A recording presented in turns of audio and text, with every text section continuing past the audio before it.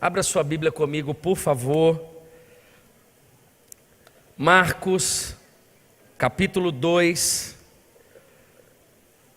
Eu quero ler com você a partir do verso de número 13.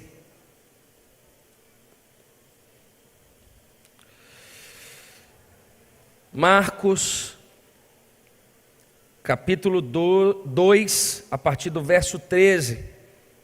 Enquanto você está abrindo a sua Bíblia, eu quero lembrar de que, como pastor e representando os pastores dessa casa, nós estamos à disposição de cada um de vocês. Apesar de sermos uma igreja grande, nós somos uma igreja como qualquer outra. Uma igreja que quer estar perto de você. Existem várias formas de você ser cuidado aqui, seja por meio de um GC. Nós temos vários ministérios, pastores diretos, mas eu quero lembrar você, tem pessoas que têm uma compreensão dizendo: não, eu não vou falar, eu estou com uma dificuldade no casamento, mas eu não quero incomodar o pastor. Pastor e pastora foi chamado a ser incomodado, amém, irmãos? Você pode chamar, pode ligar de madrugada, a gente vai atender você se a gente acordar, amém? Glória a Deus, aleluia. Mas pode entrar em contato, mande uma mensagem, marque um atendimento. Você pode entrar em contato também através do telefone de plantão. Nosso telefone também está disponível para toda a igreja. Você pode perguntar na secretaria da igreja: eu quero falar com o pastor fulano de tal. Ele vai te passar o telefone e nós queremos estar aqui sempre servindo a você e a sua casa em nome de Jesus, amém? Você pode aplaudir o Senhor por isso. Glória a Deus. Marcos capítulo 2, a partir do verso 13. A Bíblia diz assim, acompanhe o texto comigo, por favor. Jesus saiu outra vez para a beira-mar. Uma grande multidão aproximou-se e ele começou a ensiná-los. Passando por ali, viu Levi, filho de Alfeu, sentado na coletoria e disse-lhe: siga-me. Levi levantou-se e o seguiu. Durante uma refeição na casa de Levi, muitos publicanos e pecadores estavam comendo com Jesus e seus discípulos, pois havia muitos que o seguiam. Quando os mestres da lei, que eram fariseus, o viram comendo com pecadores e publicanos, perguntaram aos discípulos de Jesus: por que ele come com publicanos e pecadores? Ouvindo isso, Jesus lhes disse: não são os que têm saúde que precisam de médico, mas sim os doentes. Eu não vim para chamar justos, mas pecadores. Curve a sua cabeça por um instante e vamos orar. Pai, é com muito temor que nos achegamos à Tua palavra nessa noite. Não há ninguém dentro desse auditório que não precise se alimentar da Tua palavra. A começar de mim, Espírito Santo, que por meio da exposição bíblica, a Tua igreja possa discernir aplicações tão claras à vida pessoal e coletiva de cada um aqui. Nós oramos, Pai, para que no findar dessa noite, nosso coração esteja queimando de amor pelo Senhor e pela Tua obra. Nós oramos, Pai, para que verdadeiramente, por meio do Teu Espírito Santo, Ele fale e toque cada necessidade de cada pessoa que está aqui ou nos ouvindo, de algum lugar. Desde já nós devolvemos somente o Teu Filho toda honra, toda glória e todo louvor, em nome de Jesus. Jesus, o Deus dos improváveis. Meus irmãos,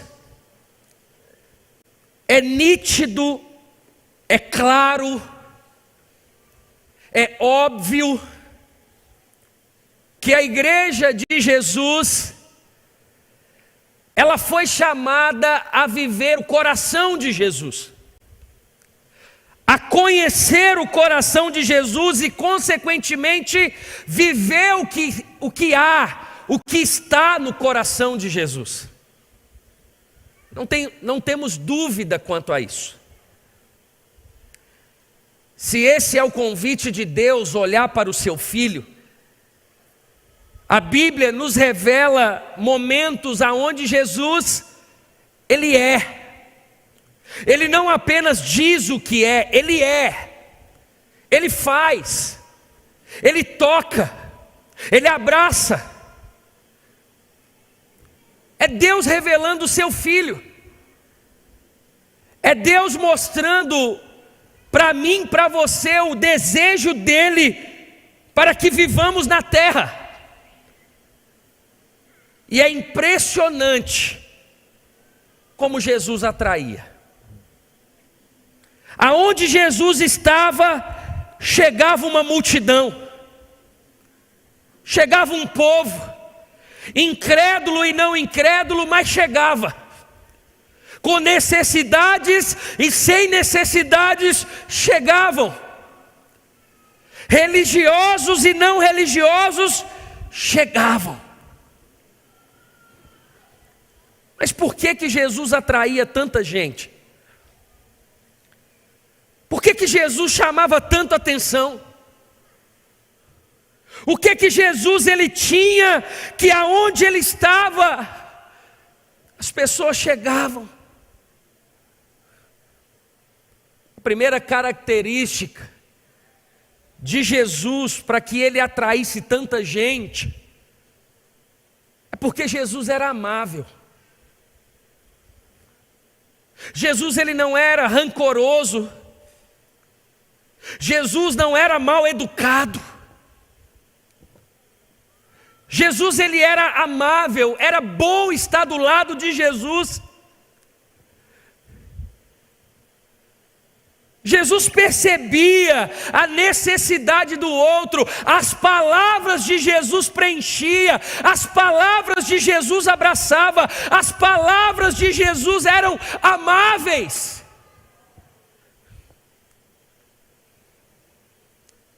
Isso era uma característica que fazia as pessoas quererem estar perto de Jesus. Talvez é nesse primeiro ponto que o Senhor está falando comigo e com você, sobre a amabilidade, sobre sermos pessoas de bem,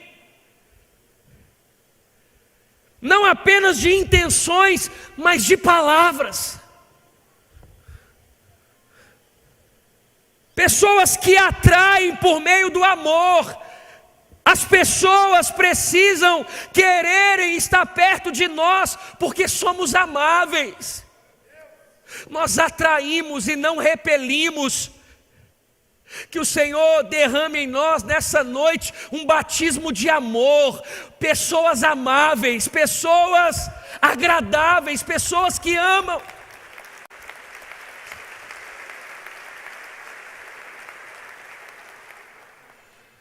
Mas Jesus ele não atraía simplesmente porque ele era amável. Jesus também atraía por sua personalidade. Jesus sabia quem ele era. Jesus tinha objetivo. Jesus não titubeava, Jesus não variava, ele era e ponto final. Ele atraía porque ele transmitia segurança de quem ele era.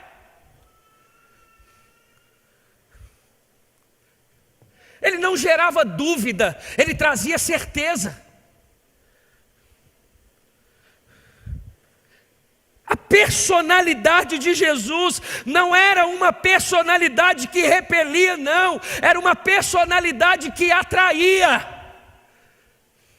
segura, objetiva. Ele sabia quem ele era e quem ele era, o Filho de Deus. Alguns diziam que ele era profeta, ele diz: pode falar, mas eu sou o Filho de Deus. Alguns queriam colocar Jesus dentro de uma bolha, resumindo quem ele era, e ele: eu sou Filho de Deus. Personalidade. Mas Jesus não atraía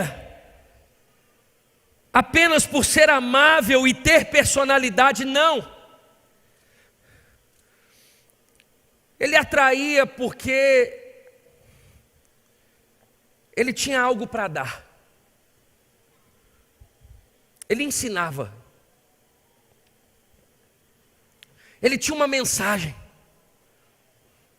É por isso que Jesus, antes de ser assunto aos céus, ele disse para mim e para você: olha, ensinando-os a tudo que eu os ordenei. Ele está dizendo: o ensino atrai, a doação de conhecimento a respeito do meu reino atrai, o ensino, a sabedoria, o conhecimento atrai.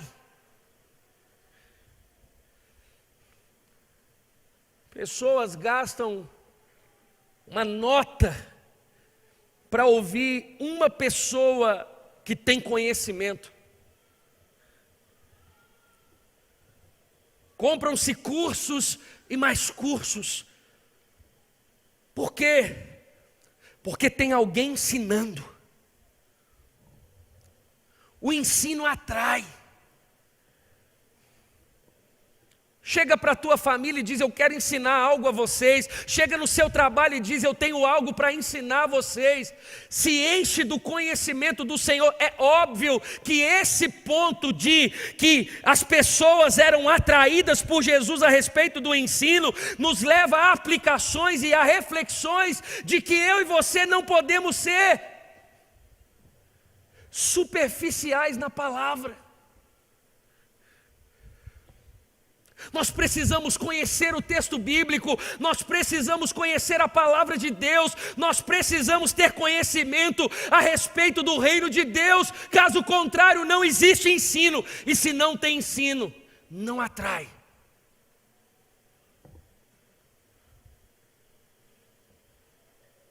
Jesus tinha algo para dar. Na igreja do primeiro século, o hobby que eles tinham era ir para as praças, que na época se chamava ágoras, para ouvir alguém que tinha conhecimento. Na época, os filósofos. Então, no momento tranquilo, eles não iam para a Netflix.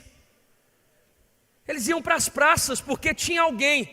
É por isso que Paulo, que estudou aos pés de Gamaliel, conhecia a lei, ele ia para a praça, para quê? Para ensinar. Por quê? Porque o ensino atraía.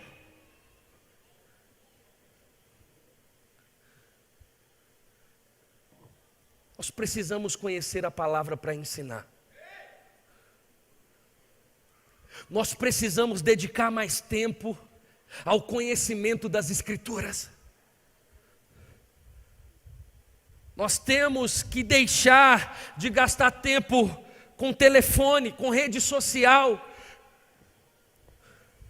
com coisas que não te levam a conhecer nada. Nós precisamos de conhecimento. O conhecimento atrai, somado, irmãos, à personalidade e à amabilidade. As pessoas querem estar perto dizendo: fulano, o que você tem para dar?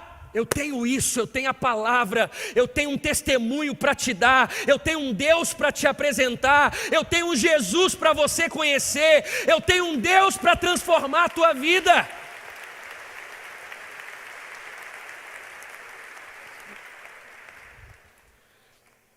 Jesus não atraía apenas pelo amor, ou por sua personalidade, nem mesmo pelo seu ensino, mas também por suas obras. Irmãos,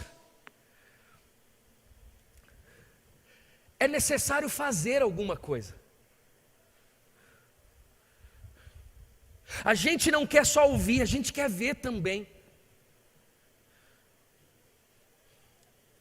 As pessoas estão nos lendo, nós somos a Bíblia que as pessoas estão lendo. Jesus atraía porque Ele fazia, Jesus curava, Jesus ia até a pessoa, Jesus estava ali na obra de Deus, literalmente na obra de Deus. Jesus estava com a mão na massa, Jesus não fugia, Jesus não apenas delegava, Jesus fazia.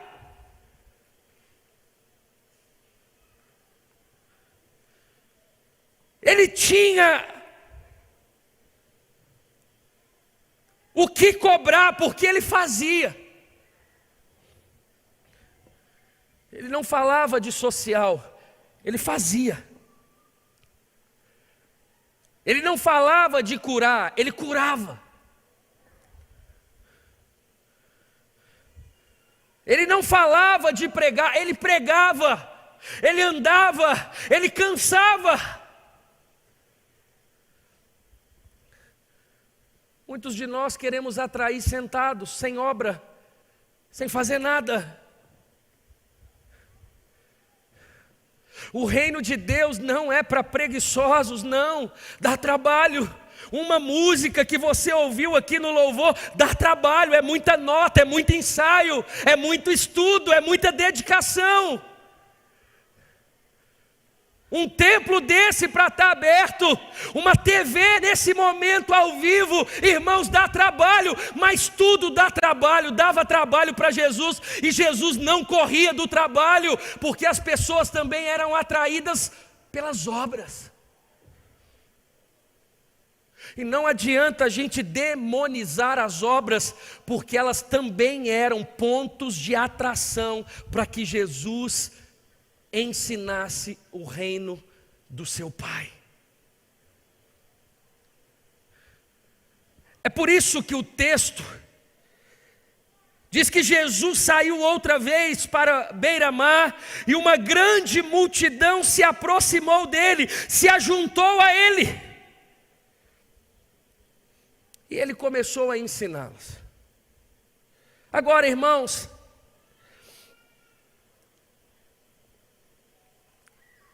todos os momentos que Jesus atrai, diante ou como consequência da atração, vem a oposição.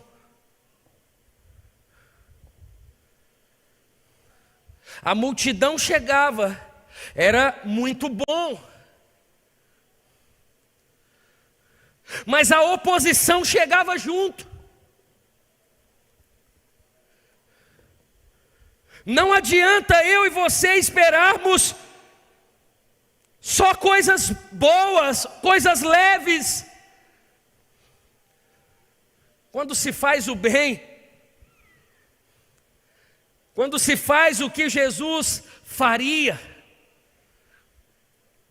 a oposição chega. Chegou nele. Ele não atraía apenas pessoas, mas ele atraía opositores. É por isso que em vários momentos Jesus, quando ele cura alguém, ele vai dizer assim: não conta para ninguém. Não é porque Jesus não queria que o fulano ou que o beltrano contasse o testemunho, não. É porque Jesus sabia, ele não queria adiantar aquilo que ele sabia que era um fato, a oposição. Agora, irmãos, por que tem oposição? Porque a verdade incomoda. Porque a luz denuncia, ela atrapalha as trevas. No caso de Jesus, gerou inveja aos fariseus, aos escribas.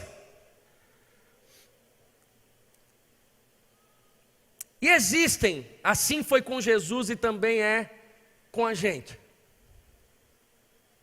alguns tipos de oposições. A primeira oposição é aquela oposição silenciada. sabe? Velada.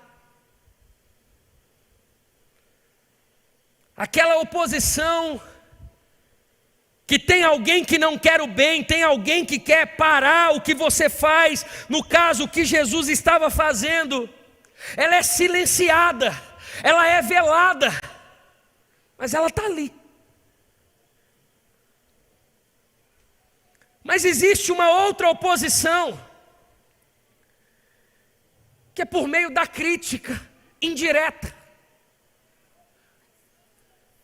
É aquela onde a oposição não fala diretamente com a pessoa, mas com as pessoas que estão do lado. Quando chegam os fariseus, quando chegam os mestres da lei, quando percebe que Jesus está sentado na mesa com pecadores, eles não falam com Jesus, eles falam com os discípulos. O texto vai dizer: durante uma refeição na casa de Levi, muitos publicanos e pecadores estavam comendo com Jesus e seus discípulos, pois havia muitos que o seguiam. Quando os mestres da lei, que eram fariseus, o viram comendo com pecadores e publicanos, perguntaram aos discípulos: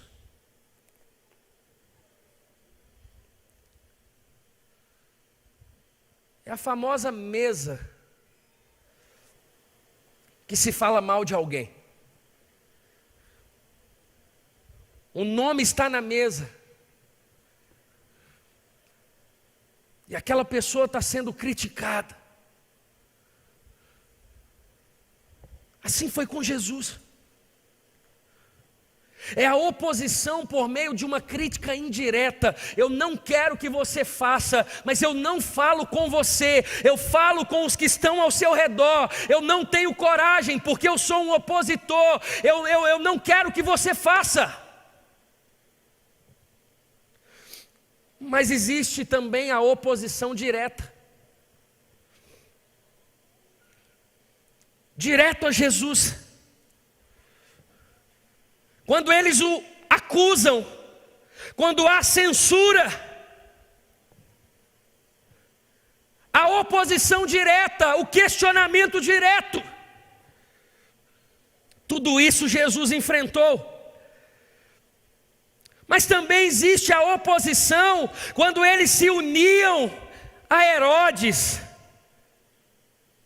aos herodianos, para tramar a morte de Jesus. Entenda que Jesus está passando, uma multidão é atraída, Jesus ele passa em frente a uma coletoria, ele percebe um homem chamado Levi, no caso Mateus, e então por sua soberania ele chama. Quando ele chama, ele é convidado para um jantar, ele está sentado num jantar, ele atraiu a multidão, ele conheceu o coração daquele homem, ele salvou aquele homem, ele teve misericórdia para com aquele homem, ele atraiu, ele foi amável, ele demonstrou personalidade. Mas os opositores chegaram para impedir, para parar Jesus. É nesse contexto, irmãos, que Jesus chama Mateus, um cobrador de imposto, um publicano, que trabalhava na coletoria, que pegava o dinheiro do povo, colocava uma porcentagem em cima, cobrava um imposto indevido, dava o que era do Império Romano e retia o resto. E se enriqueciam. Esse era Mateus, o cobrador de imposto. Eles extorquiam, enriqueciam de forma desonesta. Eles amavam mais o dinheiro do que a reputação. Entenda que Jesus está chamando um homem aqui, irmãos, que não era censurado, não era um homem que não era benquisto apenas aos judeus, mas ao povo. É diante desse contexto de atração, de Jesus fazendo obra, de Jesus amando e recebendo oposição, que ele encontra o improvável. Ele para, ele dá atenção, ele troca palavras, ele doa o seu tempo, ele senta na mesa, ele troca palavras, ele chama. E Mateus responde ao chamado. É nesse contexto que Jesus chama. Ele chama como? Primeiro, ele chama soberanamente. Se você percebe no texto, Jesus, quando ele chama Levi, ele não deu explicação nem a Levi, nem ao povo que era contra Levi, mas Jesus chama. Isso traz uma certeza para mim e para você, irmãos, que Jesus ele chama quem ele quer, ele não precisa nos dar explicação, nem para nos chamar e nem para aqueles que estão ao nosso redor, pela sua soberania, ele tão somente chama.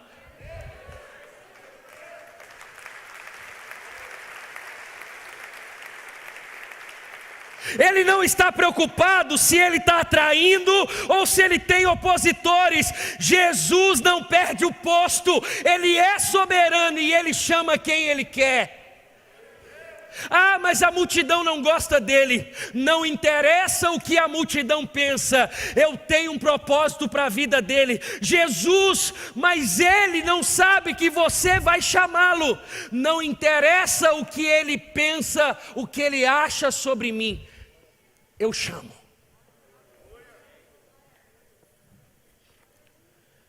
Irmãos, isso é curador. Porque quantos de nós queremos explicações de Deus? Por que você fez isso, Deus? A gente vê um noticiário que fulano, que foi tão mal, inclusive Saulo de Tarso era um matador de crente. E a gente diz, eu não concordo bem, provavelmente não converteu. E a gente começa a querer controlar o reino de Deus, sendo que a gente não morreu por ninguém e nem mesmo ressuscitou o terceiro dia. Nós só estamos na condição de obedecer a Deus. É isso, Deus, você chamou ele. Ah, prazer, meu irmão, nós estamos na mesma obra. Ah, Senhor, é essa a tua vontade. Eis-me aqui, Senhor. Nós estamos na posição de obediência e não de querermos explicações. Isso é curador.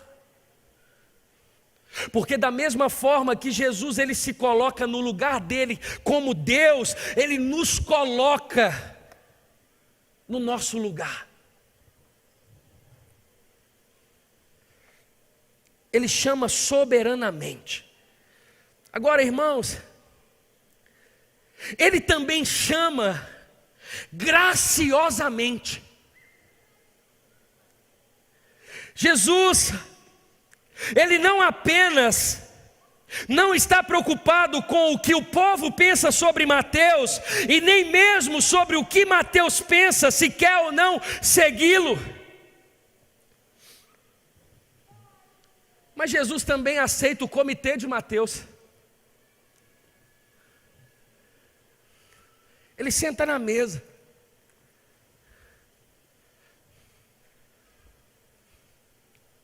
Ele doa o seu tempo. Jesus se importa com eles. Agora, irmãos, aí que está o negócio. Quando Jesus ele senta não apenas com Mateus, mas com o comitê de Mateus, ele atrai os opositores. Agora não é a multidão pelo seu amor, pelas suas obras, não apenas por isso, mas ele agora atrai os opositores que querem parar com que ele se assente. Acham um absurdo ele se assentar na mesa com os pecadores.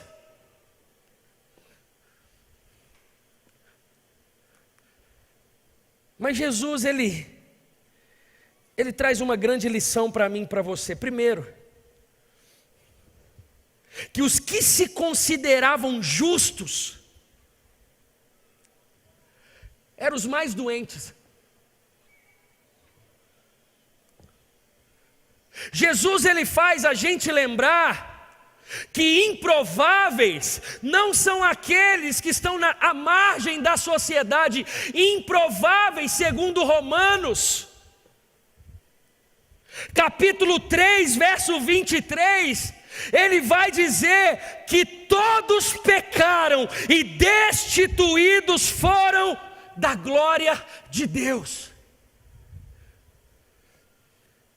Jesus está dizendo: se vocês estão pensando que Mateus é aquele que está à margem, aquele que não merece a minha presença, não é sobre Mateus ser um improvável, é sobre todos vocês se acharem improváveis. Eu e você éramos e somos improváveis diante de Deus, e ainda assim Ele nos escolheu.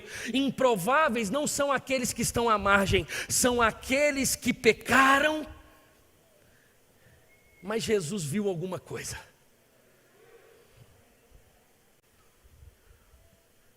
Somos ou não tendenciosos a achar que improvável é aquele morador de rua que agora ele tem casa, ele casou. Improvável é aquele que estava lá dentro de um presídio e agora ele foi regenerado. Não, improvável é aquele que fez tanta coisa, é aquele que a sociedade excluiu. Não! Se ninguém aqui merecia, irmãos, Jesus é um Deus de todos, porque todos nós somos improváveis, todos nós necessitamos da misericórdia de Deus. É por isso que Ele ama você. Eu vim aqui nessa noite dizer para você que Ele te atrai porque Ele te ama. Você está aqui nessa noite, sabe por quê? Irmãos, porque você quer conhecer mais do coração dEle. Você está aqui nessa noite, sabe por quê? Porque você é improvável, e assim como Mateus, ele viu algo em você. Ele te chamou beira-mar e disse: segue-me. E você disse: eis-me aqui, Senhor.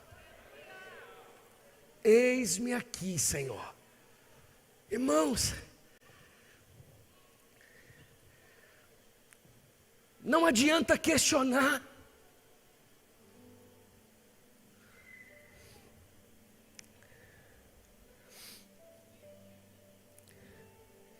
Jesus, ele rejeita, diante da sua chamada,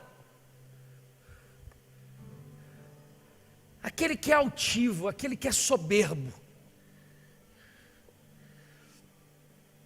Mas Jesus ama o pecador.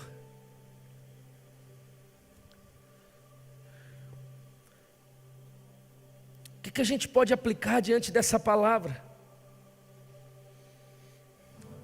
Primeiro, o nosso alvo é ter o coração de Jesus. Eu vim aqui nessa noite para lembrar você de que nós estamos sendo aperfeiçoados. Como? Conhecendo o coração de Jesus. Você quer melhorar? Conheça o coração de Jesus. Você quer ser um cidadão melhor? Conheça o coração de Jesus. Você quer ser um marido exemplar? Conheça o coração de Jesus. Você quer ser uma esposa maravilhosa? Conheça o coração de Jesus. Você quer ser um pastor? Você quer servir de todo o seu coração e para a glória de Deus? Conheça o coração de Jesus. É por isso que os opositores não entendiam, irmãos. É incompreensível um homem salvar um cara como Levi, mas ele não nos salvou. Por que é tão difícil de entender? Porque só entende quem o conhece ou quem conhece o seu coração. É por isso que para alguns, irmãos, é loucura, mas para nós que conhecemos o Cristo é poder de Deus para salvar. Para aqueles que não têm discernimento é loucura. Como pode salvar um assassino de crente? Como pode tirar alguém desse estado de calamidade, de pecado? Como pode? Para alguns é loucura, mas para nós é poder de Deus.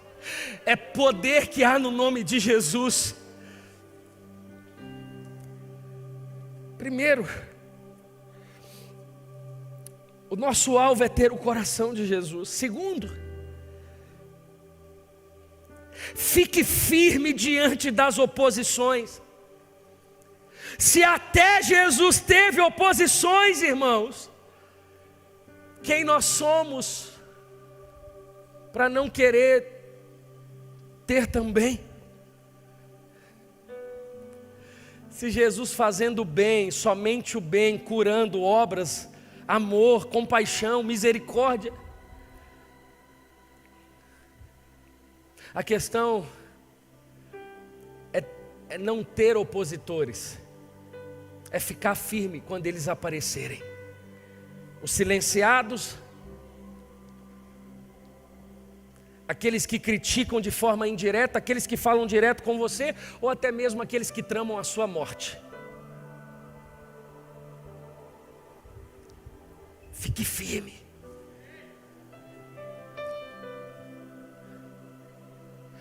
O diabo não tem poder sobre a igreja do Senhor. E a igreja não é prédio, a igreja é você.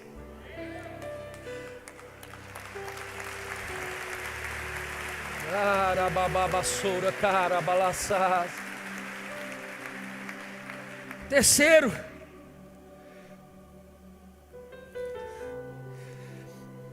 Deus não deve explicação aos homens. Eu vim aqui lembrar para você, enquanto eu estava orando por essa palavra, irmãos, veio ao meu coração que tem gente apontando o dedo para Deus e dizendo por quê. Eu vim aqui dizer para você que Deus não vai te falar por quê, porque Ele não te deve satisfação. Ele é Deus, Ele não é funcionário. Pastor, o que eu devo fazer? Confia no Deus da nossa salvação. Se é para Jesus, você pode aplaudir.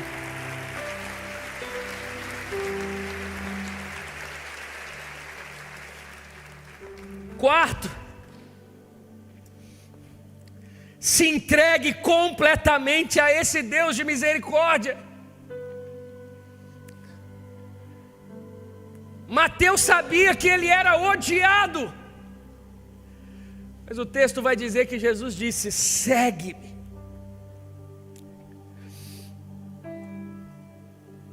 Levi levantou-se e o seguiu.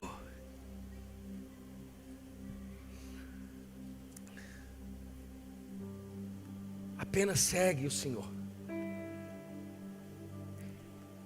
Siga o Senhor de todo o seu coração, completamente a Ele. Quinto e última aplicação: se Ele te chamou, viva o resto dos seus dias para a glória dEle. Esse Levi, coletor, que ganhava dinheiro à custa do povo de forma desonesta, é esse que hoje tem um livro na Bíblia. É esse. Porque ele não seguiu e abandonou Jesus. Ele não seguiu e reteve de Jesus apenas o que era conveniente para ele. Não, ele não usou de Jesus. Uma vez ele seguiu o resto da sua vida para a glória de quem o chamou. Ele não abandonou. Ele não usou de Jesus. Ele não pegou só o que ele precisava. Não. ele serviu a Jesus pelo resto da vida, porque verdadeiramente ele conheceu o Senhor. Se ele te chamou, viva o resto da sua vida e dos seus dias para a glória dele. Não há fé sem arrependimento. Não há. A chamada de Jesus, ela é confrontante. Ou é, ou não é. Ou você vai, ou você não consegue ir.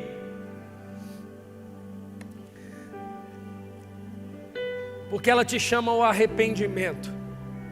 E uma vez arrependido, irmãos, Deus não mede esforços para levantar alguém. É por isso que está cheio de gente, como eu e você, que éramos improváveis, mas Jesus disse: eu sou o seu Deus, eu sou o Deus dos improváveis. Ninguém precisa acreditar, eu acredito por você.